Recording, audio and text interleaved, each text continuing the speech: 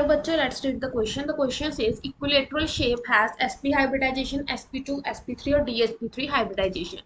तो सबसे पहले तो यहाँ पे जो की कंसेप्ट हमें चाहिए that is hybridization.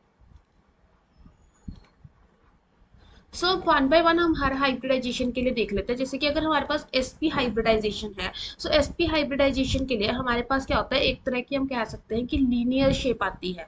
Like we have example of BeF2. So BeF2 है हमारे पास. तो इस केस में जो हमारे पास शेप जो हम बात करते हैं, तो इस तरह की कुछ ज्योमेट्री होती है. तो इसमें 50% एस करेक्टर है, 50% पी करेक्टर है. तो इसकी शेप हमारे पास इक्वलेटरल शेप जो है वो नहीं होती है. अगर हम इसका हाइब्रिड नंबर निकालते हैं लेटर से, that will be half number of electrons in valence shell. So valence shell में हमारे पास बेरिलियम में कितने होते हैं, 2 + 2.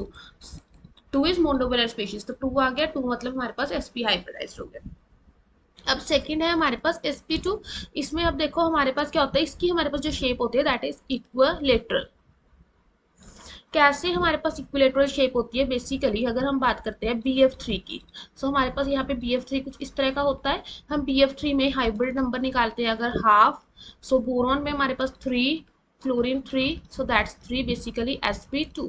सो इस केस में अगर हम देखेंगे हमारे पास क्या होता है कि जो एंगल होता है वो कितना होता है, 120 डिग्री, और इस केस में 180 डिग्री होता है. तो ये हमारे पास इक्विलेटरल शेप बनाता है जब ऐसा. तो इसका जो करेक्ट आंसर आ जाएगा दैट इज ऑप्शन बी. अब एक बार हम बाकी ऑप्शंस भी देख लेते हैं. Like sp3. सो sp3 की अगर हम बात करते हैं लाइक मीथेन, सो इसके जो हमारे पास शेप होते हैं दैट इज टेट्राहेड्रन, और टेट्राहेड्रल भी कह देते हैं. ये कुछ हमारे पास इस तरह का होता है. सो इसका अगर हम हाइब्रिड नंबर निकालते हैं half number of valence electrons 4 plus monovalent species 4, तो ये 4 आ गया दैट इज sp3. सो इस केस में हमारे पास जो एंगल होता है that is 109 degree 28 minute. 25% S character है और 75% पी करेक्टर है. लास्ट हमारे पास थी dsp3. ये हमारे पास जैसे कि एग्जांपल है PCl5. सो इसकी हमारे पास जो ज्योमेट्री है वो कुछ इस तरह का होता है. इट्स ट्रायगोनल बाइपिरामिडल हमारे पास.